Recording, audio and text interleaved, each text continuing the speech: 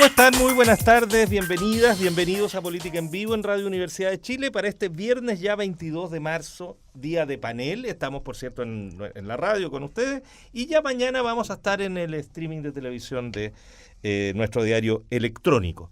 Debo partir ofreciendo mis más rendidas disculpas,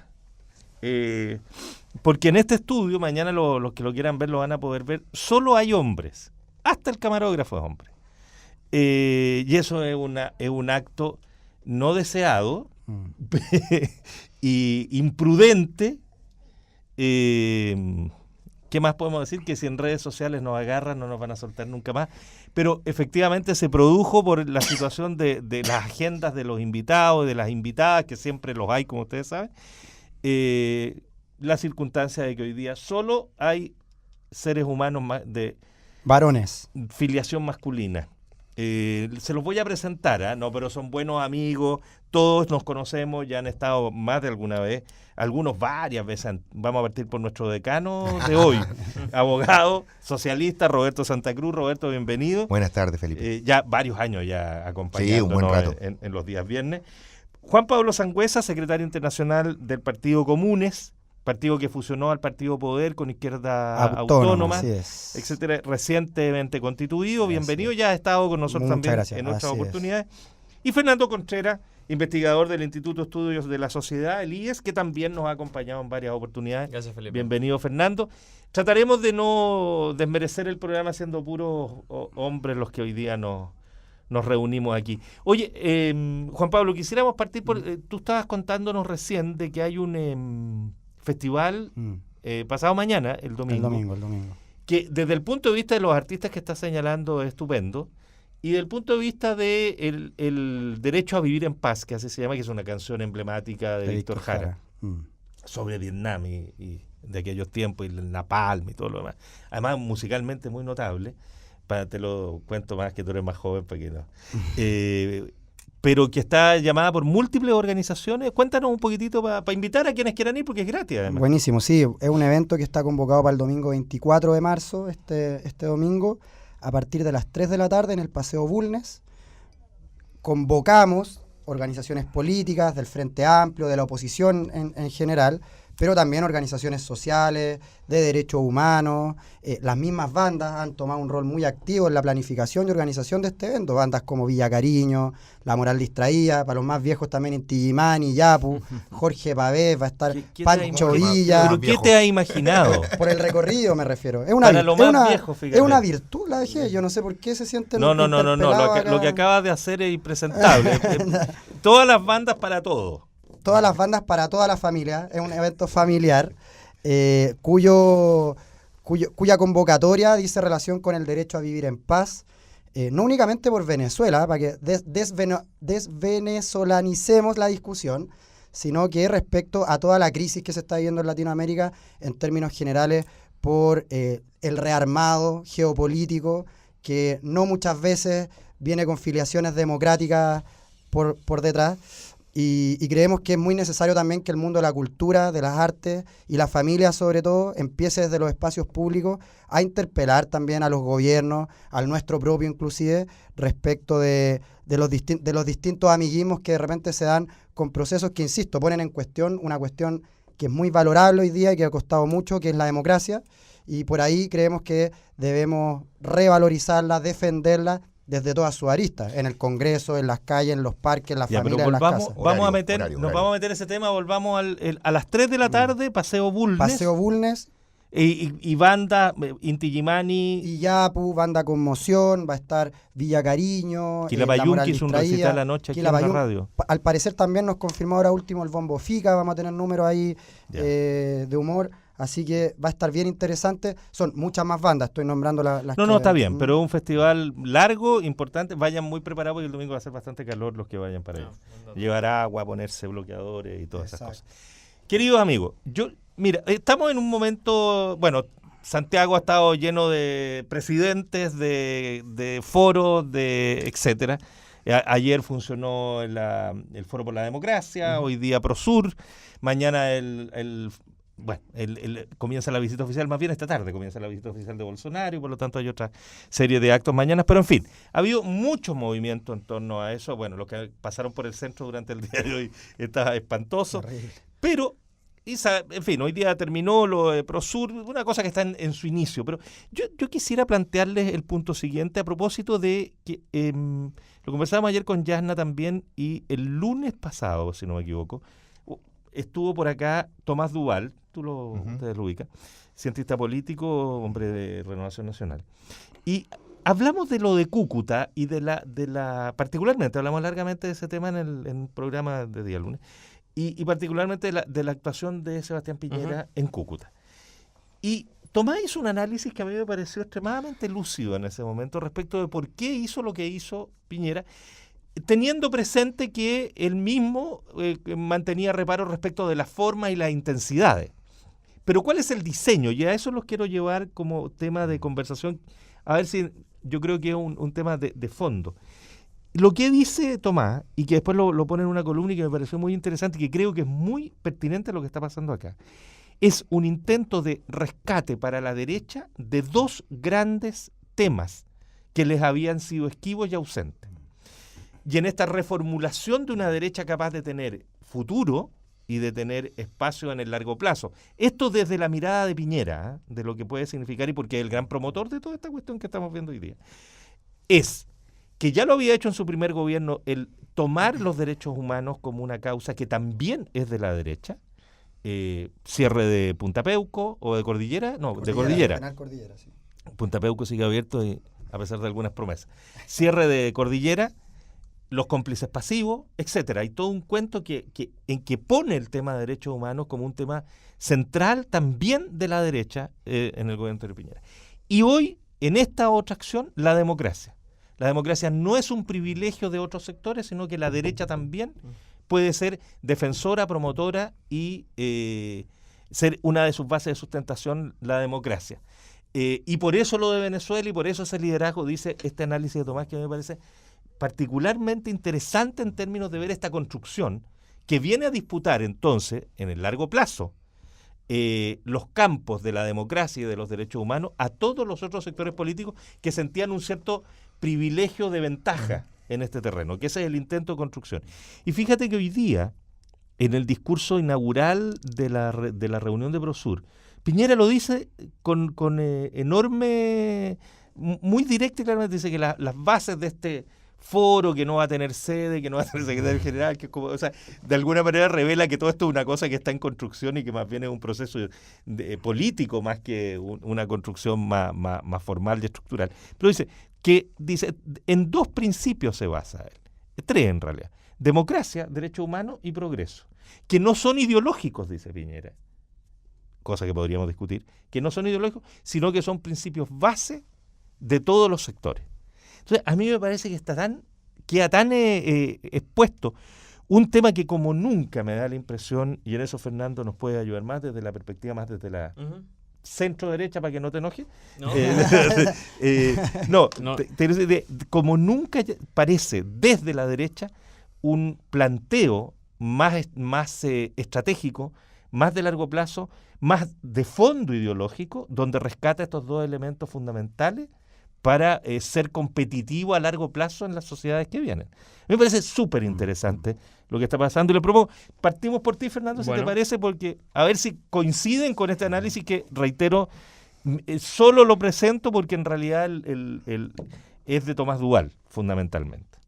Yo me parece, yo no conocía ese análisis de Tomás Duval y me parece muy interesante y creo que coincido, especialmente con lo de apropiarse de la democracia, por decirlo así.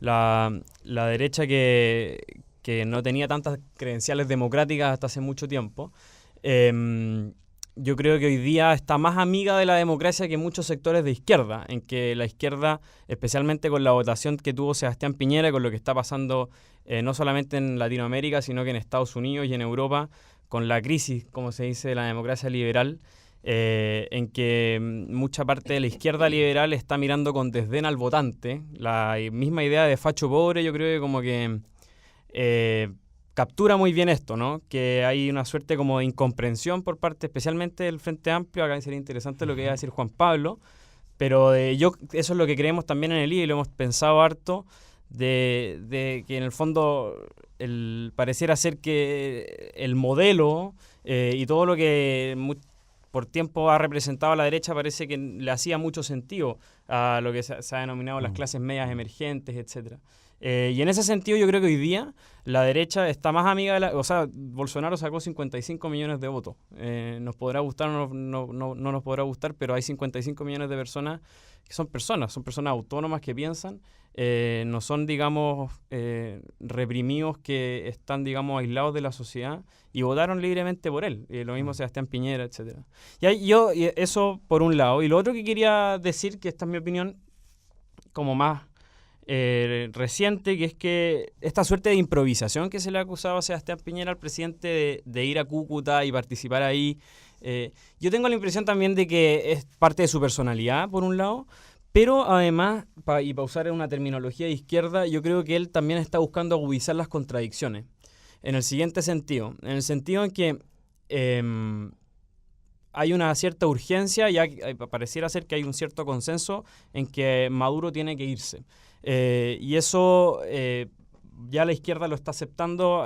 Hubo un informe de la expresidenta Bachelet que ha sido avanzado en ese sentido, y pienso yo que hay un cierto sentido de urgencia de parte de muchos presidentes de Latinoamérica de que eso pase luego. Y en ese sentido yo creo que mientras más puedan apurarlo, yo entiendo por qué eso para mí explica también ese viaje y lo que pasó ahí, digamos.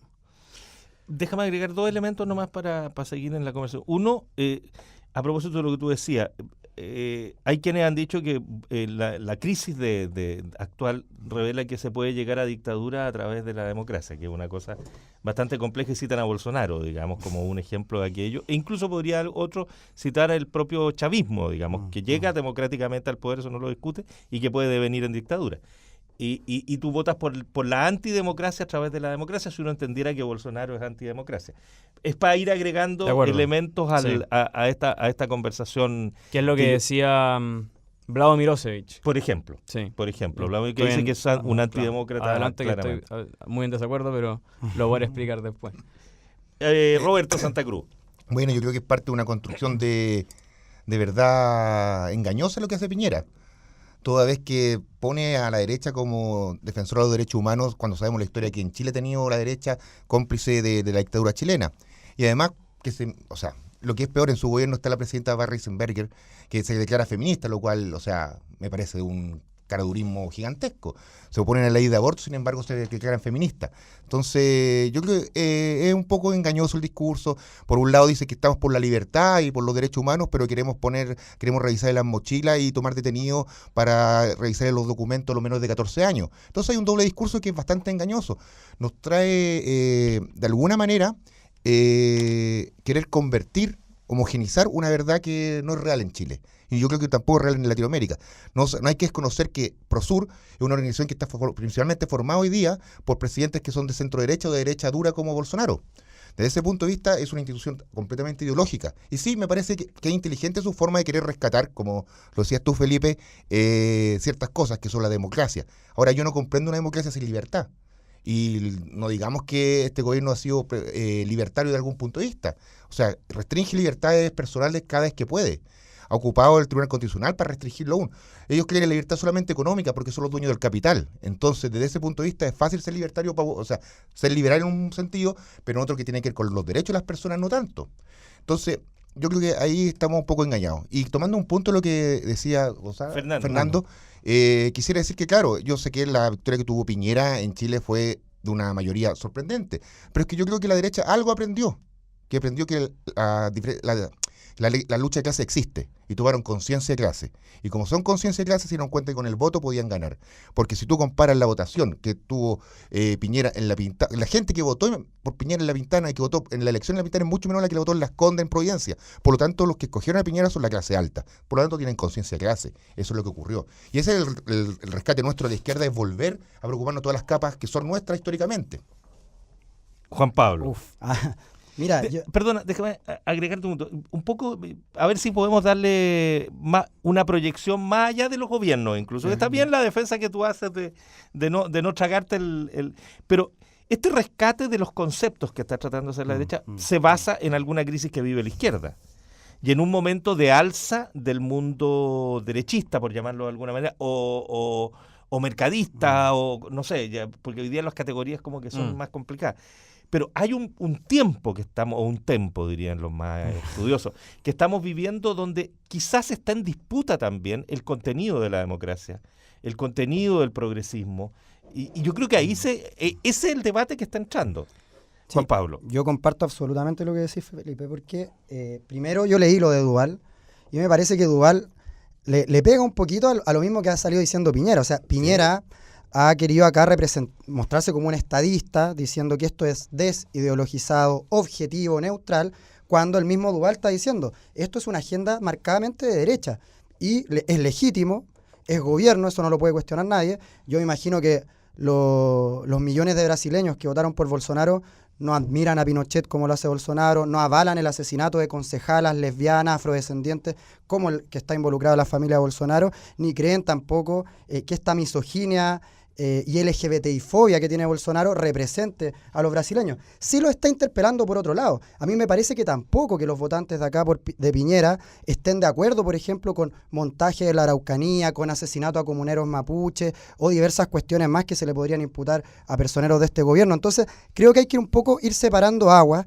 para poder identificar bien lo que está en juego acá. Lo que está en juego acá claramente es tratar de jubilar UNASUR, que era el bloque de integración más grande que había habido en la región hasta este entonces, creado por el presidente Chávez, por Néstor, evidentemente con una marcada tendencia progresista o de centroizquierda, si se quiere, y que hoy día lo que está tratando un sector de derecha, que lo intentó en su momento a través del Grupo de Lima, pero que al parecer, desde su origen, el Grupo de Lima fue marcado como el espacio ultra ideologizado de la derecha en el continente. Por tanto, lo que estamos tratando de hacer con Grupo de Lima fue creado en el gobierno de Bachelet. Sí, ojo. Pero de vino en el grupo está identificado desde desde el año pasado por lo menos como el grupo de operación de la derecha regional, y por tanto hoy día lo que necesitábamos era desde la derecha generar este Prosur para decir somos neutros, somos objetivos, acá nosotros no estamos tirando para un lado, cuando evidentemente la misma derecha, más ideológica, más académica, ha reconocido abiertamente que esto es un espacio de reivindicación de la derecha, es la disputa de las ideas. Yo comparto lo que decías tú, o sea, acá lo que se está disputando es desde y hasta dónde llega la izquierda, desde y hasta dónde llega la derecha, y qué entendemos por democracia, porque si por democracia entendemos, por ejemplo, el estar diciendo que el proceso democrático que a mí me gusta es el único que aplica para todos los países, esa es una forma de la democracia. Ahora, si estamos diciendo que puedo ser demócrata en tanto avalo un presidente electo democráticamente, pero que hace apología a la dictadura, involucrado en asesinatos, misógino, homofóbico, bueno, quizás debiésemos ponerle, y ahí comparto con Roberto, un poco más de contenido a lo que estamos entendiendo por democracia, porque el derecho, que está profundamente relacionado con la política y profundamente relacionado con la moral, ha resuelto esta cuestión hace un rato ya, cuando nos habla de la legitimidad de origen y la legitimidad de ejercicio. Efectivamente, se puede llegar a una por medio de un golpe de Estado, una dictadura, y devenir en democracia, como se puede ingresar democráticamente y devenir en un autoritarismo, una dictadura. Esa cuestión me parece que está fuera de discusión hoy día. Ahora, lo que sí debemos discutir es cuáles son los límites de la democracia y cómo vamos marcando una agenda, porque yo esperaría de un gobierno con una vocación humanitaria, democrática, por la paz, que también estuviese preocupado, por ejemplo, lo que pasa en Haití, donde hay un presidente de centro derecha, empresario muy admirador también del presidente Piñera, que ha vendido literalmente su país a intereses extranjeros, donde el Fondo Monetario Internacional y el Banco Mundial le marcan la agenda interna, y hoy día vimos el 6 y 7 de julio como hubo una explosión ciudadana que salió a quemar las calles porque, como no tienen combustibles para poder operar en la sociedad haitiana, lo que han tenido que hacer es tener que vender órganos, prostituirse y todo, pero ya no hay plata, ni siquiera hay dinero circulante. Entonces, si hablamos de crisis humanitarias, donde tenemos que garantizar derechos sociales mínimos, en Haití hay una crisis, en Venezuela también la hay, y no quiero negar. En Nicaragua también hay una crisis donde un gobierno que se decía de izquierda se terminó aliando con el empresariado y con la iglesia, y que hoy día, cuando esos sectores le dan la espalda, deciden un poco acordarse que eran de izquierda y empezar a operar sus redes internacionales. Entonces me parece que efectivamente lo que hay es una disputa geopolítica, donde no solo Estados Unidos ya tomó postura por Prosur, sino que Rusia y China también lo hicieron por aquellos gobiernos que todavía quedan, que son de centro izquierda. Y acá no quiero decir Estados Unidos demonio y Putin y China dioses. Creo que estos tres países, con una potencia internacional tan gigantesca, están defendiendo sus intereses. Pero seamos claros, Estados Unidos defiende sus intereses hoy día mediante Prosur.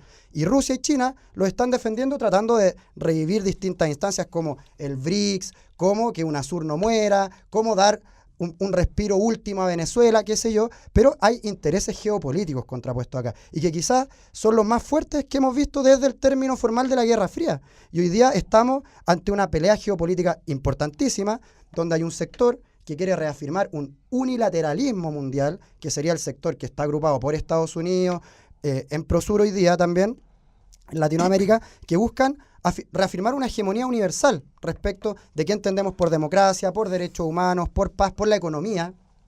Y luego hay sectores que están hoy día en condiciones, que hace unos años no lo estaban, de disputar esa hegemonía, donde tenemos a Rusia, donde tenemos a China, donde tenemos a la India también. El 1 de abril va a estar el presidente de la India en Chile, también va a estar en la Universidad de Chile. Los invito a todos que se inscriban, porque la India tiene mucho que decir en este concierto mundial que estamos viendo. Entonces creo que, por una parte, valoro que desde la derecha se están sincerando posiciones en contraposición a lo que ha hecho Piñera, porque Piñera todo el rato ha tratado de que no se dilucide que esto es una cuestión de derecha, no, esto es algo del Estado y todo, por tanto, claro, no puede.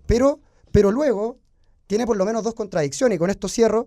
Me parece que primero no podemos pensar una organización desideologizada, neutral, excluyendo de origen a estados democráticos, que nos guste o no. Hay un presidente que es autoproclamado en Venezuela, que es Juan Guaidó, pero hay un presidente que está hoy día ejerciendo el poder, que es Maduro. Cuando hay problemas diplomáticos, los países que no reconocen a Maduro como presidente van al presidente Maduro a pedirle que libere a los presos políticos o que resuelva el problema, el conflicto en causa, no a Guaidó. Y eso no se ha ganado ni en la OEA, ni en la ONU, ni en ninguna instancia internacional hoy día se ha reconocido a Guaidó como presidente. Por tanto, se está excluyendo a un país porque no me gusta, porque tenemos diferencias políticas con lo que pasa ahí, porque creemos que tomamos postura por otro. Pero luego, también, esta instancia de integración es bastante fútil a la luz de las diversas instancias que hoy día hay.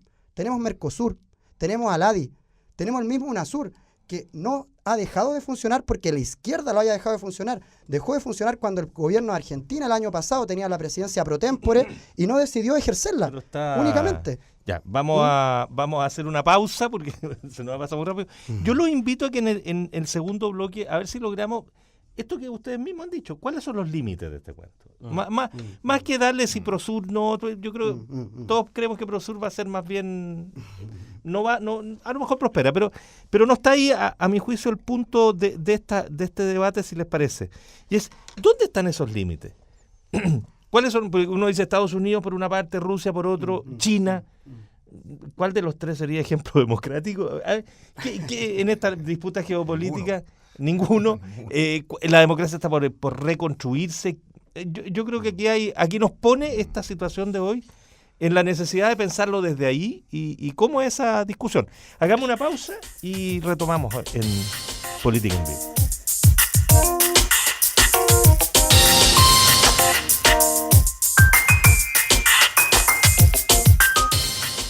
Estamos ya de vuelta en Política en Vivo, seguimos conversando de muchos temas, pero les planteábamos al final del bloque anterior que nos hiciéramos cargo, pues, de los límites de la democracia, que nos hiciéramos cargo del concepto y de por dónde va, tanto desde la izquierda, tanto desde la derecha, porque comentábamos, ¿no es cierto?, cuando uno dice la disputa geopolítica que hablaba Juan Pablo, Estados Unidos, China, Rusia, uno dice, ¿dónde está la democracia ahí? ¿Quién la representa? ¿Qué modelo democrático está? Uno mira a China y Rusia, Estados Unidos con Trump a la cabeza, Dios mío. ¿Por dónde va? ¿Cuáles son los elementos? Más allá de lo clásico, ¿no es cierto? La separación de los poderes, el respeto de la minoría, la primacía de las mayorías, etcétera. Bueno, los contenidos más de fondo que te van a ir definiendo los márgenes de la democracia. Don Fernando Contreras. Yo sugeriría como usar conceptos más bien delgados que gruesos, me explico, para poder tener claridad de pensamiento, digamos. O sea, la democracia, creo yo, y no esto no lo, digamos, ahí se discute, pero en el fondo al menos es algo, que es al menos es la regla de la mayoría. En eso estamos de acuerdo. Pero la democracia no es separación de poderes. Separación de poderes es otra cosa. Puede haber democracia sin separación de poderes. Eso es plausible, digamos, conceptualmente. Entonces, primero como que aislaría el problema. Ahora, hasta 1945 se pensaba que la democracia era solamente eso, ¿no es cierto? Y en el Parlamento, Rousseau, estaba la expresión de la voluntad popular, ¿ya? Después de todos los horrores del fascismo y el nazismo, se dieron cuenta de que no bastaba con la regla de la mayoría para tener una comunidad sana, en forma, ¿no? Y por eso nace el movimiento de los derechos humanos. Hasta 1945 la idea de los derechos humanos no era tan popularizada. Y ahí nace toda esta ola de los derechos humanos. Y se dice, bueno, la democracia no solamente es la regla de la mayoría, sino que el respeto por los derechos fundamentales. Y ahí nacen todos los tribunales constitucionales que van a, digamos, tratar de proteger estos derechos, no los políticos, los jueces, los que van a proteger los derechos fundamentales. Ahora, hay un gran problema cuando hablamos de derechos humanos, porque la gracia y al mismo tiempo la virtud y al mismo tiempo el problema de los derechos humanos es que estamos todos de acuerdo en que la libertad y la igualdad ante la ley es importante, de que la seguridad social es importante, de que el derecho al trabajo es importante, etcétera, de que la libertad individual de moverse es importante, pero en lo que no estamos de acuerdo es en qué consiste eso. No estamos de acuerdo, estamos derechos en que la vida importa, pero no estamos de acuerdo en cuándo hay vida, etcétera. Eso fue la virtud de la Declaración de los Derechos Humanos del 45, porque era una diversidad de gente con visiones totalmente diferentes que se pusieron al menos de acuerdo en algo. Hay 15 derechos, X número, pero no nos pregunten por qué. Eso fue lo que dijo Jacques Maritain, una famosa frase de Jacques Maritain que participó en la redacción. Mira, esto es, pero no nos pregunten cómo ni por qué, ¿ya? Entonces, cuando hablamos de derechos humanos hay que ser muy cuidadosos porque tenemos que especificar qué entendemos por derechos humanos. Si uno dice Bolsonaro atenta contra los derechos humanos, yo me pregunto ya, pero ¿en qué sentido atenta contra los derechos humanos? ¿Ah? Cuando dicen que Bolsonaro es un fascista, digo, ¿en qué sentido es un fascista? ¿Me entendí o no? O sea, Bolsonaro tiene posiciones políticas en ese sentido. Entonces, muchas veces cuando uno trata de decir este gallo atenta contra los derechos humanos, está tratando de negar el conflicto político. Estamos tratando como de asumir por debajo de la alfombra que estamos todos de acuerdo en algo, pero no, pues si la pregunta es exactamente eso. Cuando Bolsonaro, que yo quiero, digamos, decirlo desde allá, me parece que es una persona muy imprudente, que es una persona muy poco respetuosa y que eso es muy importante en la democracia, que atenta contra la virtud cívica y la amistad cívica, eso yo lo quiero decir de inmediato, pero Bolsonaro está expresando de muy mal modo, es la peor versión, por decirlo así, de una posición política. Cuando uno está en contra de el LGTBI, así nomás, a rajatabla, uno está expresando una posición política, una cosmovisión de mundo. Uno no está expresando necesariamente discriminación y odio, porque hay razones atendibles por las cuales alguien puede pensar así, ¿no? Hablábamos antes con Juan Pablo de Rawls, o sea, esta es una idea rawlsiana, o sea, son razones, o sea, están disponibles para cualquier persona, no son razones religiosas ni son un dogma, digamos, que encontramos en virtud de la fe. Entonces, yo sugeriría empezar por ahí. Ustedes me dicen, Trump es poco democrático. ¿En qué sentido es poco democrático? Como especifiquemos, ¿no? ¿Por qué? Porque es un gallo imprudente, etcétera, etcétera, y con calificativos mucho más graves. Pero no sé, no sé si se entiende lo que quiero decir. Esta es más o menos la idea. Sí, eso o sea, quería empezar por ahí, como tratando de contribuir a que como que distingamos ideas, ¿no? Vamos a ponernos unos 4 minutos por vuelta para que alcancemos a dar 2 al menos. Roberto Santa Cruz. Primero felicitar la mayéutica de Fernando porque es capaz de ponerlo todo en duda, cosas que nosotros ya creemos que están resueltas, así que me parece bien. Un desarrollo socrático interesante en tu forma de comunicarte. Bueno, gracias. Sin embargo, yo quiero ponerle algunos pelos a tu discurso porque, no sé, uno cuando dice por qué tal fulanito atenta a los derechos humanos cuando incita al odio, porque él habla de racismo directamente, él dice que es admirador de la dictadura de Pinochet, alguien que admira a un dictador que viola los derechos humanos, me parece que está en contra de los derechos humanos, no me lo explico de otra forma. O sea, hay ejemplos concretos para responder cada una de las dudas que plantea. Pero yo me quería ir un poco más atrás a la pregunta inicial de Felipe. La democracia no es propia de la humanidad en su historia, es más bien reciente. Los primeros tipos de democracia están en los vikingos, que escoge que su rey es un primero entre iguales también. Eso sale muy en un libro de Roald Dahl, creo, que se llama La democracia. Y así va contando que va encima fracasa muchas veces en el tiempo.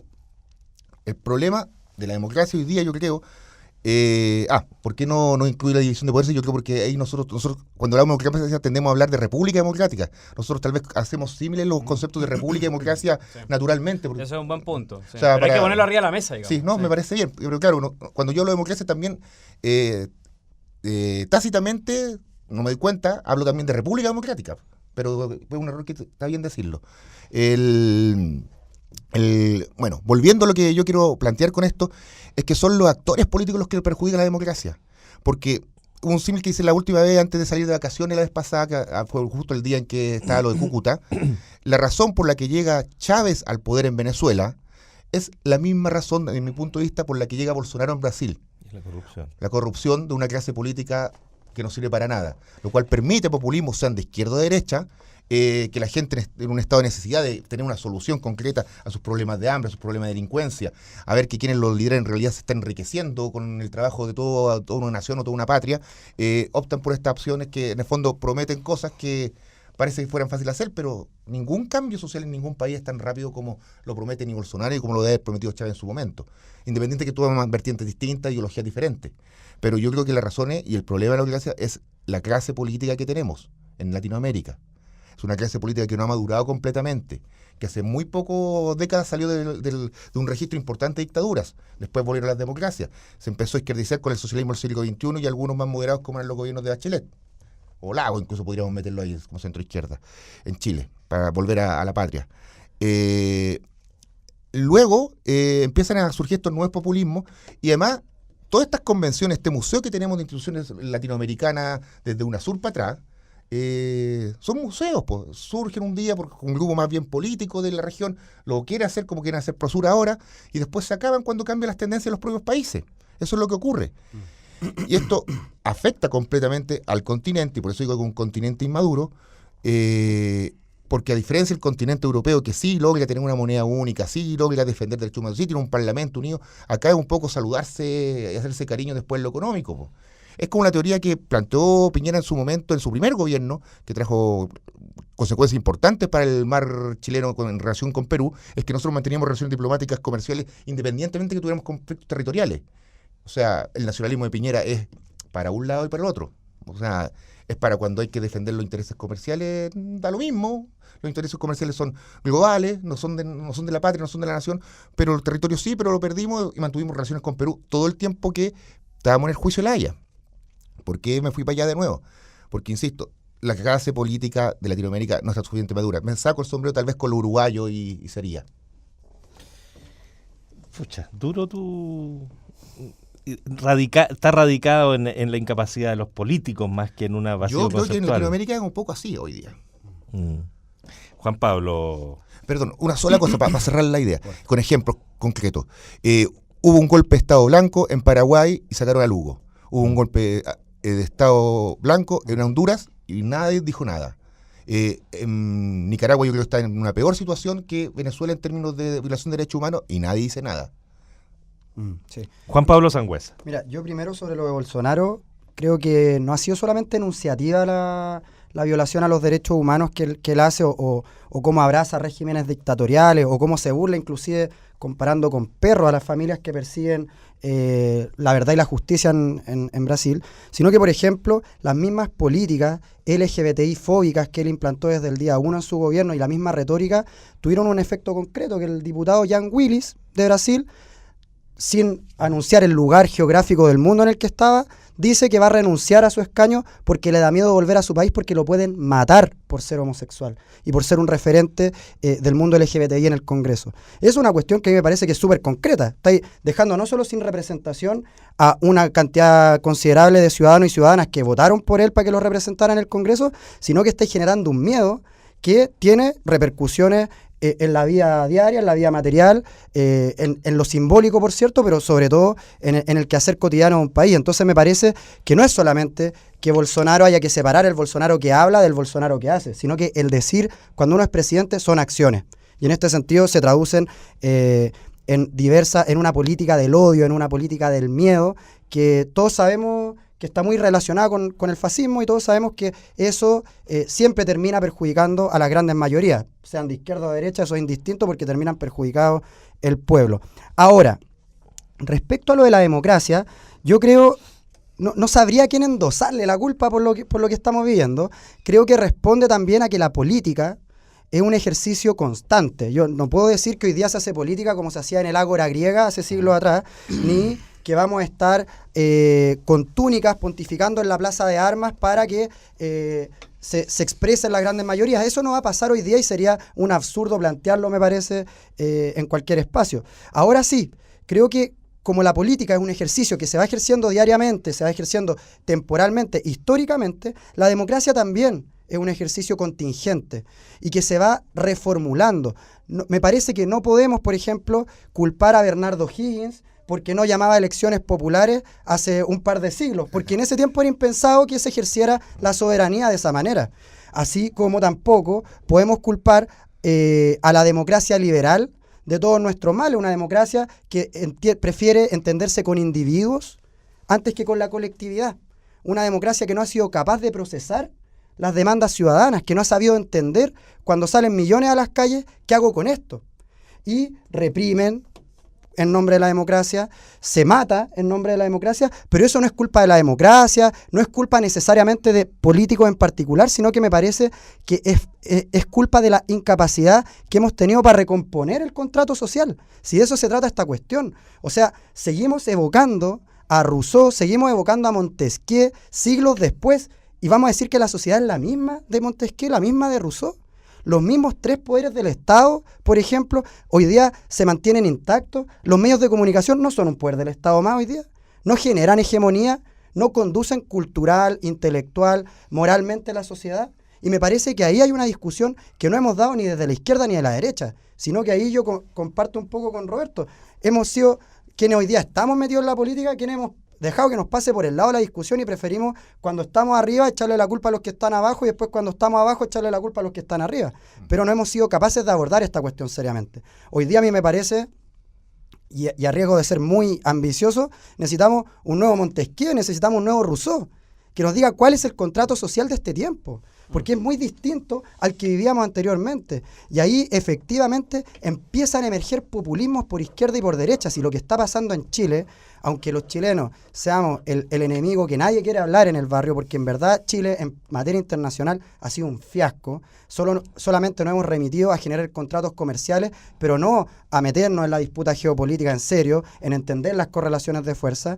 Entonces, lo que está pasando en Francia, lo que pasa en Italia, lo que pasa en España, lo que pasa en la India, donde en la India está agarrando mucha fuerza un movimiento que se llama el movimiento de la gente común, cuyo logo es un sombrerito que usan los obreros y una escoba para barrer la corrupción. Eso es populismo abiertamente y está teniendo un avance inusitado en ese país, en un país ultraconservador. Lo que está pasando en España, donde tuvimos una emergencia de una experiencia muy interesante que es Podemos, pero hoy día también tenemos emergencias muy interesantes, Vox, Ciudadanos, que vienen un poco a reafirmar el statu quo o inclusive a decirle al statu quo, ustedes están muy a la izquierda, tenemos que volver al franquismo, que sería lo que dice Kast acá, volvamos un poco a los valores pinochetistas básicamente. Entonces, cómo el escenario se va rearticulando y tenemos que empezar a pensar la democracia desde atrás, evidentemente, sin desconocer el legado democrático que tenemos hoy día, pero también entendiendo que este es un momento histórico distinto al del siglo XVI y que requiere respuestas distintas a las que daría Rousseau o las que daría Montesquieu hace siglos atrás.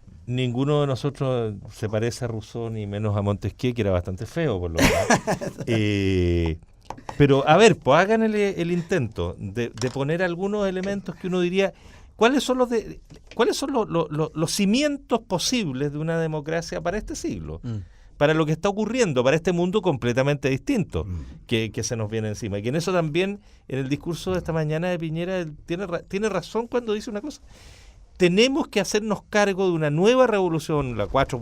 no sé cuánto, la qué sé yo, pero que nos va a cambiar las relaciones comerciales, los modelos de vida, etcétera. Entonces, ¿Cómo la democracia, que se supone que todos queremos vivir en democracia, es capaz de contener eso? ¿Se nos va a ir de las manos? Yo creo que estamos viviendo en una época muy interesante porque se están, como en el fondo, poniendo en duda los consensos.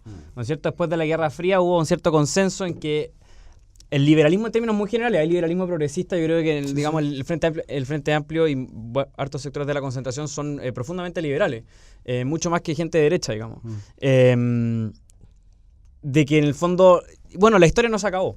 O sea, Fukuyama se equivocó. Se equivocó Fukuyama, la historia no se acabó y eso de hecho es muy antiliberal porque supone decir que en el fondo estamos en algún sentido determinados hacia un curso correcto y no hay nada menos liberal que eso, ¿no? Y yo a riesgo de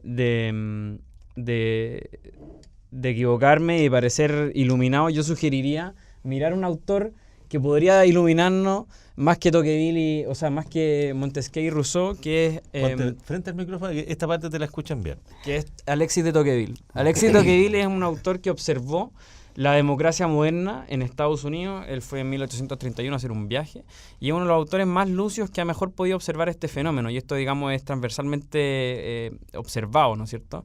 Y Tocqueville lo que vio en la democracia moderna es lo que él llama un movimiento por la igualdad. O sea, si hay algo que es la democracia, es un movimiento por la igualdad. Esto es un análisis más fenomenológico que jurídico o formal, ¿no? Y este movimiento por la igualdad es una búsqueda, no tanto, por supuesto, que por igualdad material, porque uno requiere ciertas condiciones materiales para poder mirarse como igual, pero también más bien una igualdad formal, ¿no? Por eso es importante la Declaración de los Derechos, etcétera. Y esta igualdad formal, como más bien como un valor moral, yo diría que es algo que hoy día está muy potente y muy presente. Y eso no se ha acabado. De hecho, yo diría más bien que todo lo que está pasando en Venezuela y lo que está pasando en Chile es una prueba de esto. Cuando Carlos Peña, yo acá estoy de acuerdo con él, cuando él dice que estamos viendo la nueva cuestión social, cuando se habla del malestar, del famoso malestar en Chile que por tanto tiempo venimos hablando, el PNUD, etcétera, es que, digamos, gracias al crecimiento económico liberal, mucha gente salió de la pobreza, pero sigue estando en un estado muy frágil y sigue estando muy insegura, lo que se llama las clases media emergentes, y sigue con un estado como de desconfianza con las instituciones, sumado a una sensación de frustración. Hoy día el título profesional vale mucho menos de lo que valía hace 50 años, entonces a ti te prometieron una cosa que finalmente no se cumplió. Pero eso es anhelo por la igualdad, ¿no? Y ¿me entiendes, no? Entonces, cuando las élites, especialmente las élites de izquierda, empiezan a mirar con desdén a el pobre o al de clase media emergente que no comulga con sus valores liberales o propios de la globalización, lo que está haciendo es negar esa igualdad. Está mirándolo no como un igual, lo está mirando como una persona que es inferior a él. Está reproduciendo una lógica, digamos... se me fue la palabra. Está reproduciendo una lógica de aristocracia, ¿no? La aristocracia es por definición desigualdad. Y en ese sentido, la izquierda... ¿Por qué surge el populismo? El populismo en muchos sentidos surge porque hay una total desconexión entre la élite gobernante, que normalmente está asociada también con la élite que posee el dinero, que la izquierda, digamos, no se salva en esto, y una desconexión con el pueblo, por digamos decirlo, el pueblo en un sentido muy general. Y esta desconexión genera una frustración y una rabia que encuentran canales de comunicación con gente como Bolsonaro, como Trump, etc. Ahí yo tendría algo más de distancia porque Kast es un político profesional, no es alguien que viene desde afuera. Él buscó el nicho, dices tú. No, pero este gallo fue, digamos, diputado por mucho tiempo, perteneció a un partido... Igual. Sí, de acuerdo. Yo soy enemigo como de... se venden como outsiders, pero siempre han estado dentro. Todos estos personajes, yo creo que nunca han estado fuera. Sí, en algún sentido sí. Pero entonces lo que quiero decir es eso, ¿no? Que hay un movimiento por la igualdad y eso es muy democrático, al menos es el fenómeno, digamos, Tocqueville divide la historia del mundo entre democracia moderna y para atrás. Y en ese sentido asocia el antiguo régimen con la democracia de Grecia. O sea, a ese nivel, porque hay un cambio radical, y ese cambio radical es que nos empezamos a mirar como iguales. Entonces, cuando la izquierda no te empieza a mirar como igual, o sea, cuando las élites no te empiezan a mirar como igual y la izquierda se ha ido hacia allá, se genera un problema muy profundo. Y eso yo creo que explica muchas cosas. Roberto Santa Cruz. Interesante el análisis. Tocqueville es un gran autor, sin duda. No quiero hablar de autores, muy fome, pero a quien le interese, yo creo que le convendría leer Working también. Roald Working es muy bueno.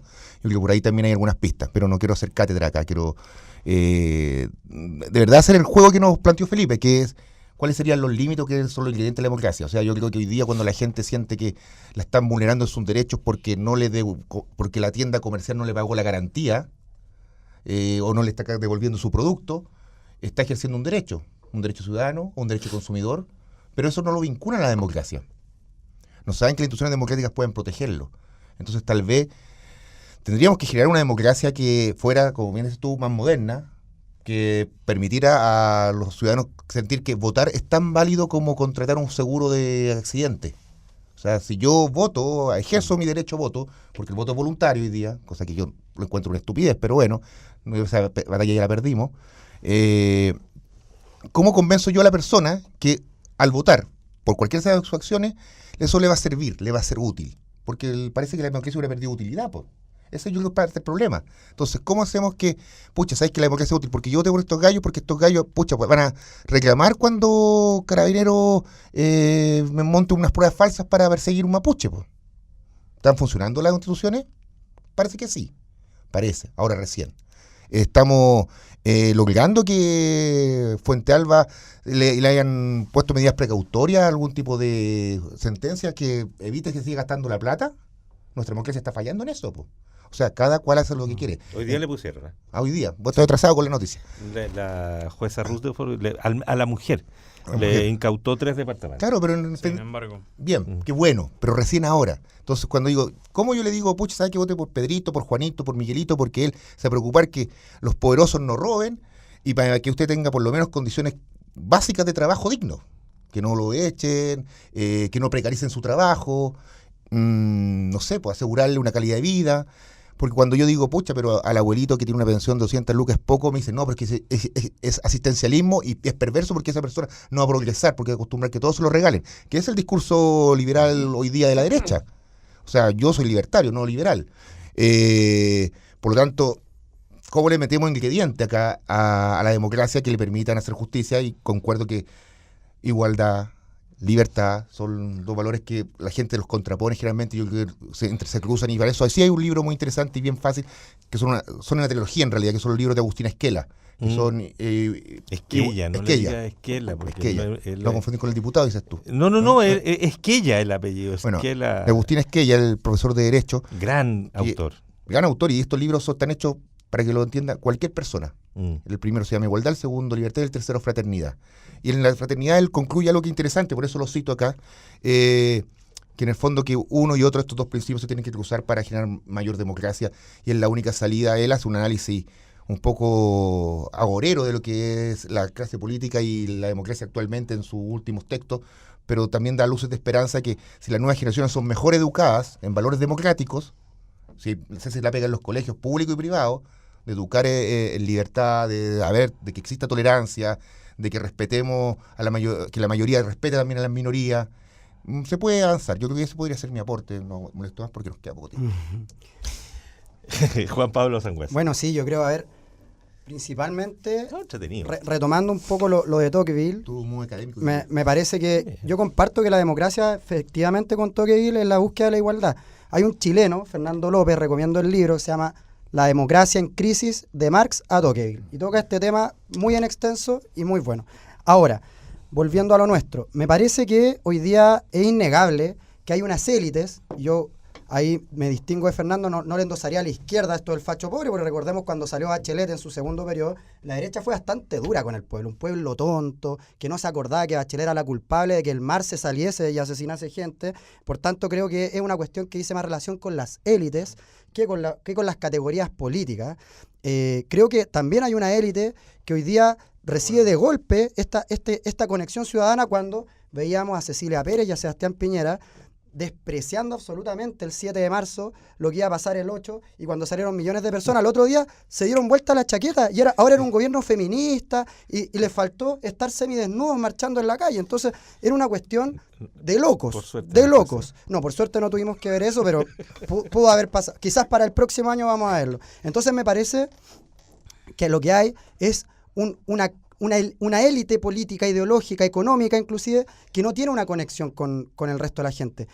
Hay una cuestión, yo no sé si ustedes vieron el documental de los Chicago Boys, donde los tipos al terminar decían, pero ¿por qué la gente marcha? Si está todo bien, si dejamos Chile armadito, la gente marcha porque está feliz, porque ya no tiene por qué marchar, como si nosotros cuando marchábamos, para no estar endeudados en la educación, que la deuda significa menos plata en la casa, menos comida, menos plata para movilizarse, una precarización de las condiciones de vida, como si eso fuese una cuestión que nosotros nos levantamos un día, oye, ¿sabéis que estoy tan bien que voy a ir a marchar? ¿Cachai? Y no estuviéramos ejerciendo realmente nuestro derecho a la protesta, exigiéndole al Estado que cumpla con lo que prometió. No le estamos pidiendo que sea un Estado que me garantice tener un sueldo reguleque ni una cosa distinta. cumpla lo que promete en la Constitución y lo que prometen en sus programas los gobiernos. Punto. Pero eso la élite parece que no lo escucha, parece que no lo siente, porque efectivamente hay una desigualdad, hay una desigualdad brutal, y yo ahí comparto con Fernando. Lo que necesitamos hoy día es empezar a pensar en una igualdad, porque veamos el coeficiente Gini. Chile sale todos los años en las noticias como un país pujante, una economía en crecimiento, unos niveles de inversión. Hoy día escuchaba en la mañana a Roberto Fantuzzi diciendo, pero si Chile es el país mejor para invertir en el mundo, pues ¿qué te creí? Y todo. Pero somos el país más desigual de Latinoamérica, el más desigual de la OCDE. Nuestro coeficiente Gini va siempre a dar respuestas críticas. Entonces, ¿qué es lo que está pasando? Hay mucha plata mal repartida. ¿Qué es eso? Desigualdad, po. Me parece que no hay otra forma más clásica de poder definir lo que está pasando en este país. Entonces, creo que efectivamente debemos empezar a ponerle contenido a lo que entendemos por democracia, porque yo creo que Roberto toca un punto súper importante. Acá no se trata de decir Piñera ganó con tanta cantidad de votos que a la postre son el 25% de los habilitados para sufragar, y que después nosotros estemos en el próximo periodo diciendo, bueno, y Beatriz Sánchez ganó con tanta cantidad de votos que van a ser el 10%, y al siguiente van a decir la derecha, Jaime Belolio ganó con tanto por ciento que van a ser el 5%, y vamos a ir viendo cómo la gente se va alejando cada vez más de un sistema electoral o de una práctica democrática que les dice, yendo a votar no cambia nada. Yo lo digo porque tengo un viejo que tiene una pyme y que me dice, ¿para qué voy a ir a votar si el otro día tengo que trabajar igual? Nadie puede pasarle por alto eso. Eso es sentido común. Y eso es grave, porque estamos diciendo que efectivamente en las elecciones no se juega nada. Que esté la izquierda o la derecha arriba, para la gente esas categorías le pasan por alto, porque no la interpelan, porque su vida no cambia, porque siguen endeudados, porque tienen que seguir rascándose con sus propias uñas. Y me parece que eso sí podemos empezar a condenarlo, y sí podemos empezar a hacernos cargo también, porque cuando empezamos a atomizar a la sociedad, decirle a la gente que, por ejemplo, y ahí me parece también importante, cuando hablamos de que esto se trata de la pelea ficticia entre la igualdad y la libertad, y dejamos la fraternidad guardadita en el cajón, creo que es súper grave. Me parece que una de las grandes revoluciones que ha tenido la historia nos ha dicho igualdad, libertad y fraternidad, y la fraternidad significa expresamente que dejemos de creer que esto se trata del individuo aparte de la sociedad, porque nos guste o no, nosotros nacemos en un país determinado, en una comunidad política determinada, y por tanto ya hay un recorrido que se hizo antes. Aunque queramos estas aspiraciones de que todos somos iguales y que todos podemos llegar al mismo lugar, eso sabemos más o menos que no es así, que la gente de La Pintana no nace igual que la gente de Los Barnechea. Es una realidad, nos gusta o no, y tenemos que hacernos cargo. Entonces, me parece que debemos empezar a problematizar también la democracia, dotándola de contenido, pero me parece que recuperar lo común, recuperar la comunidad desde el sentido común es lo fundamental a lo que estamos abocados hoy día los políticos, porque si no vamos a estar pasándonos el mando y aplaudiéndonos y dándonos espaldarazo entre nosotros con 15% de gente votando, 5% y así, y esperemos que después no seamos nosotros 4 los únicos votantes de este país para que tampoco nos tengamos que repartir la torta entre unos poquitos. Entonces, no voy a votar cuando pase, así que van a ser 3. Entonces me parece que la elitización de la política y la marginación de las grandes mayorías es el gran problema hoy día de la democracia, que no le está dando respuesta a este siglo, a esta gente, ni a estos problemas. Voto censitario de facto. Muchas gracias a los 3. Oye, yo le agradezco que hayamos hecho este esfuerzo de salirnos más de lo contingente y de la pelea, y que tenéis la culpa tú, la tengo yo, que este es más bueno, este es más malo, y tratar de mirar un poco más lejos con el tema. Así que muchas gracias, Juan Pablo Sangüesa. Encargado internacional, o no, secretario, porque encargado te puede... La etiqueta está de más. Lo que pasa es que la palabra encargado está un poco ocupada. Claro, pero no fui no me autonombré. Bueno. Así que da lo mismo. Encargado, secretario encargado internacional del Partido Comunes. Roberto Santa Cruz, abogado, militante del Partido Socialista. Fernando Contreras, también abogado, investigador. Lamentablemente. No sea así. Investigador del Instituto de la Sociedad de Elías. Oye, antes de irme, me voy a tomar 30 segundos, después vemos cómo lo arreglamos en el cabe.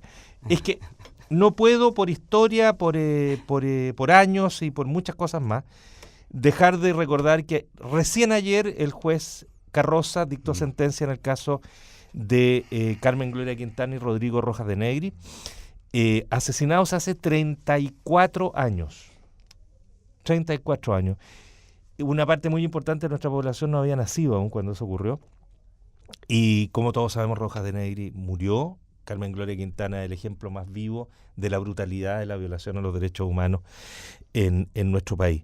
Lo terrible del fallo del juez Carroza que se recibe por fin, primero es que los más importantes implicados en el tema quedan fuera por el tema de la cosa juzgada, ya que fue visto primero en la justicia militar, una institución que habría que revisar en una democracia más o menos decente, que los juzgó y los perdonó, o sea, y los dejó sin sanción. Y el resto, que son las patrullas, incluso los conscriptos que fueron autores de alguna manera, cómplices y autores materiales, fueron condenados a 10 años. Aquí hubo un encubrimiento programado por el Ejército de Chile del inicio hasta el fin de todos esos juicios. Contrató a todos los que trabajaron a todos los que estuvieron implicados en esa operación brutal de quemar viva a 2 personas, a todos los contrataron y los estuvieron trabajando en el Ejército para impedir que hablaran. Eliminaron todas las pruebas, inventaron un cuento común, y eso es una responsabilidad institucional, no solo de las personas que han sido condenadas. Nos falta mucho todavía en esta materia y tenemos que seguir avanzando. De nuevo, muchas gracias Juan Pablo, Roberto, Fernando. Muchas gracias a ustedes, gracias al equipo que hace posible que este programa esté al aire y esté luego en el streaming de televisión. Que tengan un buen fin de semana y si van al festival... El concierto por el derecho a ir en paz. Vayan con agua y con bloqueador porque va a hacer calor el domingo. Muchas gracias.